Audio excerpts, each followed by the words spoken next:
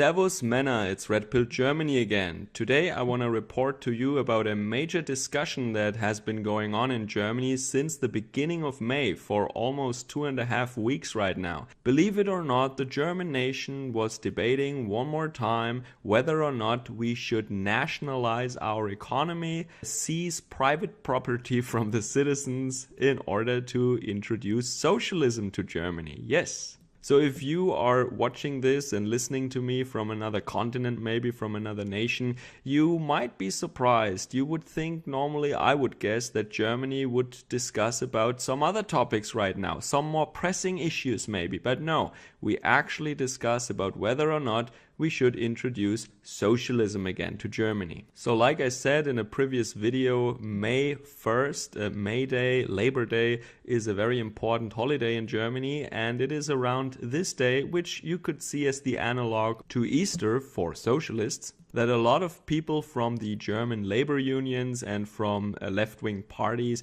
they have to come out and give speeches. Normally, they don't care about the working class so much throughout the year, but on Labor Day, they have to get their asses up into the pulpit and deliver a sermon to the degenerate congregation. And it was this occasion that Kevin Kühnert, the boss of the Young Socialists of Germany, that is the youth organization of the Social Democratic Party of Germany, used to give an interview to a German newspaper in which he stated that socialism needs to be introduced rigorously in Germany, that capitalism has to be overcome by collectivizing property and wealth in Germany. So in this video I want to tell you briefly what Kevin Kühnert, the self-proclaimed lover of men, said, what the echo was in German society, so what certain voices from Germany said about that, who backed him up and who disagrees.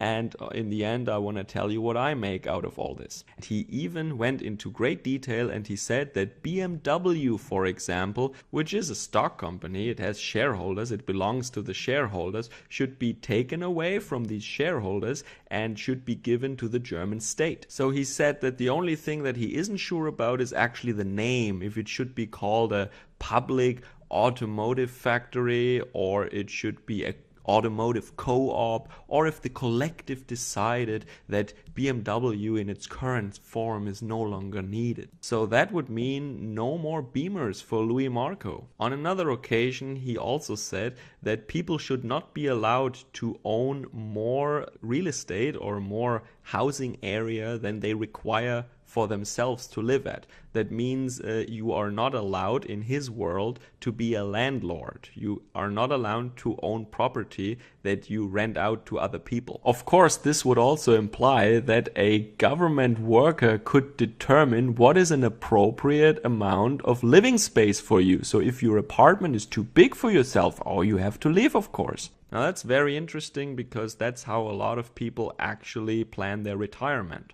But of course there is no saving for retirement anymore when you live in communism. And why I say communism I will explain to you towards the end of the video. I don't want to go on that tangent just now, but socialism and communism, it's not the same thing, but you can't have one without the other. So it is actually interesting to see how many people from the Social Democratic Party actually backed him up.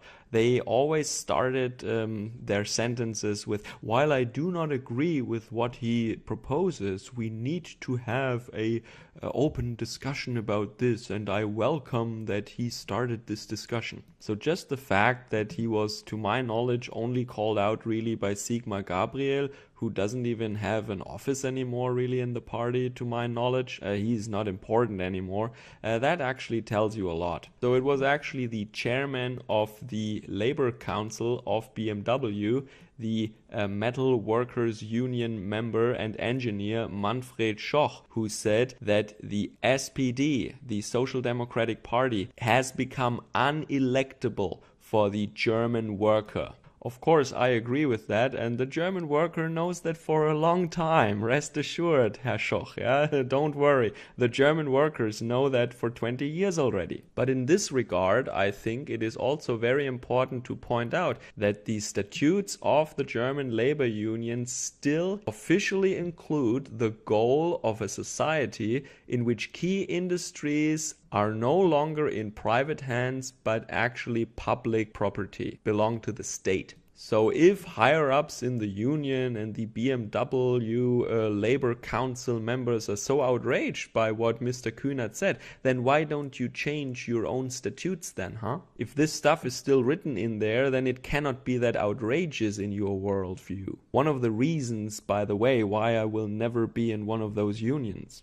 So as I said, a lot of people from the Social Democratic Party actually defended Kühnert here and they share his views. For example, a very influential guy is the head of the SPD in North Rhine-Westphalia, the largest German federal state. People from other German federal states, SPD members there, also agreed with him. So in the Social Democratic Party at least, it is not that uncommon, this opinion. Bear that in mind when these democratic socialists or social democrats want to make you believe that they are actually just for a mixed economy with some welfare state elements in them. No, it has nothing to do with public health care, it has nothing to do with fixing the roads, it has to do with seizing private property and collectivizing the economy. So that already brings me to the last part of the video. So before I get all theoretical, let me say a couple of words about Kevin Kühnert. So in this context, I think it is absolutely unimportant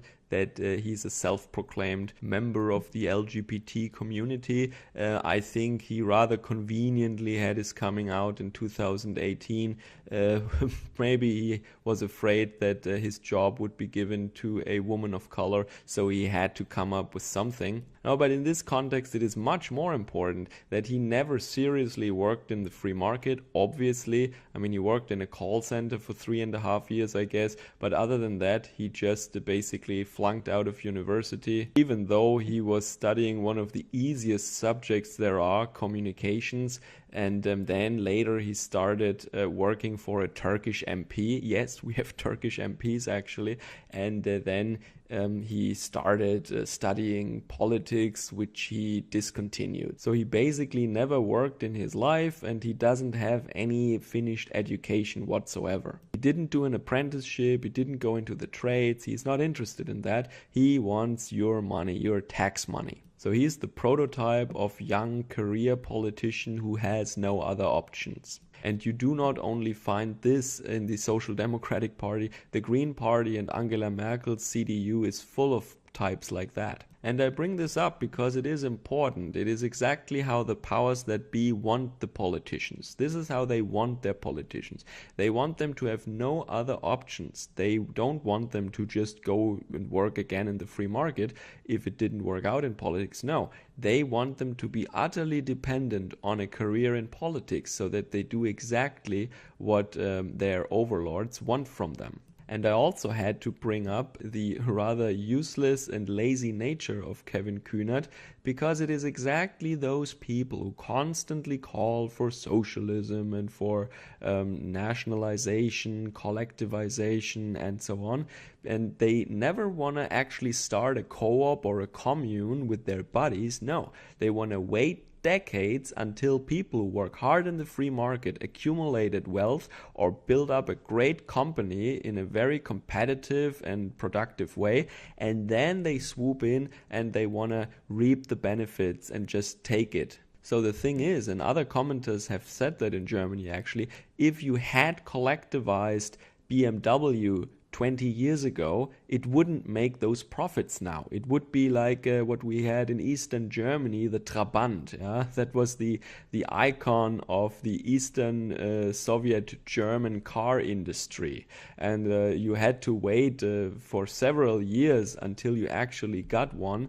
The price was not so much the problem, it was the availability. And in the end, they couldn't even provide spare parts for it or replacement parts. This is how weak, disorganized centralized and just unproductive the Eastern German economy actually was. And I say that not to bash Eastern German people. Eastern German people are just as intelligent and as hardworking as Westerners. It is just the system of a collectivized economy that just drowns every little spark of creativity and every little ounce of motivation that people have. Because if the workers don't profit from working harder than the others, well, they're not motivated to work harder, and everyone does the bare minimum because they all get paid the same anyway. And this is why BMW would not be a profitable company now had it been collectivized decades ago. It would probably not even be around anymore. Just look at the automotive industry from the UK. It is a very sad story actually, and even as a German I say it saddens me that the once proud Leyland Motors just not only because of nationalization of course, but to a great degree it was that was the reason for the decline of the British automotive industry. It's a fascinating story and a sad one in my opinion. You should read about that if you're interested in industrial history. And this is why it is utter nonsense when greedy socialists, work-shy elements, they say stuff like, oh look, BMW makes this amount of money every year. If we nationalize it, then this profit would be in the public hand. That is not the case. Because if you nationalize it, guess what? It doesn't make a profit anymore. Maybe still in the first or the second year, but then you kill every little bit of productivity that's still in the company and they turn into Trabi. The free market doesn't work like a government office. This is why socialism only works in the first couple of years when the spoils of capitalism can still be distributed among the revolutionary classes. Let me paint you a picture. Capitalism is an organism that actually is very good at creating wealth, and that would mean body fat. It eats a lot and it creates a lot of calories that it stores in the form of body fat. Then this organism gets a parasite. It's the socialists. And eventually the parasite will kill the host. And for a certain amount of time the parasite can still live in the host body by feeding off the flesh of the carcass. But the organism, the host organism, is dead. So he doesn't form any new cells anymore. And then, after a while, when the carcass is completely consumed, then the parasite will also die. And this is just a matter of time, because socialism in and of itself cannot create wealth, at least not to the degree that is necessary for leading a civilized life with any form of dignity. And then, if there is nothing to redistribute anymore, and you cannot motivate people to work because they don't have any personal gain from working, then you actually have to whip them and to force them with violence to continue to work. And what you then have is basically a prison or a slave colony. And this is what socialism actually turns into every time, a big slave colony, and not into communism, which is the classless society. And let me get a little bit theoretical right now, because a lot of people lately, especially in the United States, for example, they tell you, oh, we need democratic socialism. And socialism, look at Germany, look at Denmark and Sweden, wonderful socialist countries. And actually, I think it was some person from Denmark, I don't know, they replied, no, we're actually not socialist countries. We have a welfare state, yes, sure, but our wealth is created by operating on the free market. So these are definitely not socialist countries. And the welfare state is not a sign of socialism. Actually, the welfare state in Germany was introduced by Otto von Bismarck, and he was a monarchist. He is called the Iron Chancellor for a reason. He was not a socialist at all. He was a very proud monarchist and a supporter of the Kaiser. So having some form of welfare state doesn't mean it's socialism. What socialism actually is, there is a clear definition for it. And don't get fooled by Wikipedia. Wikipedia wants to tell you, oh, there is no clear definition of the word socialism. No, that's false. There is a clear definition. Socialism is defined as the dictatorship of the proletariat over society, and this is in nature, by its very definition, by its very nature, it is only a transition phase. It is not a destination. It is not a steady state in the theory of communism. It is a preparation phase and a prelude, an overture to communism. It is a stage in which, by peaceful means, if they're powerful and numerous enough, or by militant means, if they are only a violent minority, but by any means necessary, private property is seized from the owners and is given to the revolutionary classes, and sometimes you have to exterminate then also the people who are more intelligent, like in China and in Russia, right, and who have one cow too many, for example, and are therefore an enemy of the people. Or if you have the numbers, you can just vote in socialism. Yeah? So it's not clearly defined as violence, but by whatever means necessary, you take over the power in society and then you end private property, basically. And then, of course, communism, the utopian society without any differences in class or whatever between people anymore. It cannot be reached overnight. No, you need the socialism period to be there for a certain amount of time before you can actually reach this utopian state of communism. So, and this is important to know. So socialism can never be seen independent of communism. Like the caterpillar that is destined to turn into a moth, socialism can never be seen as anything but a preparation stage for communism. So don't be fooled if anybody wants to tell you that socialism is an alternative system to communism or it has nothing to do with communism. No, it is the pre-stage, it is the preparation phase of communism. And socialism would be utterly pointless without the goal of communism.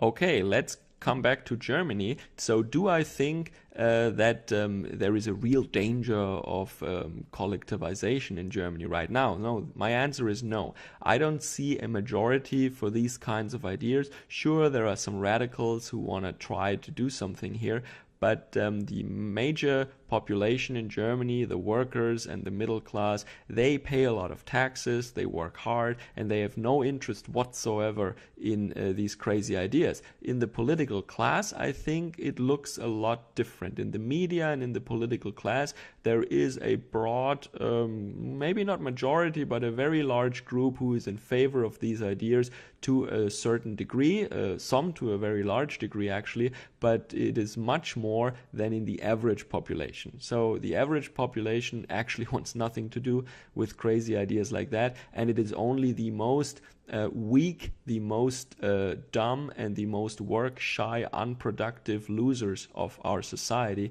that actually, for, well, very, very understandable reasons, have any kind of sympathy for these ideas. It is basically the philosophy of the eternal loser, who is so entitled and narcissistic that he doesn't want to be of service to his fellow man and who wants others to work as slaves for him. He wants to have the benefits without the work. And this is an attitude that is seen by most Germans as utterly disgusting. This is actually why communism never really worked in Germany and why Lenin had to go to Russia. He was actually very disillusioned and very angry at the German proletariat for just not being revolutionary enough. They just want their welfare and their health insurance and their retirement and their pensions, but they really don't want to burn down the parliament. All right, thanks for listening. Check out the descriptions down below. And I hope that you have a fine day wherever you may be. Servus, Kameraden.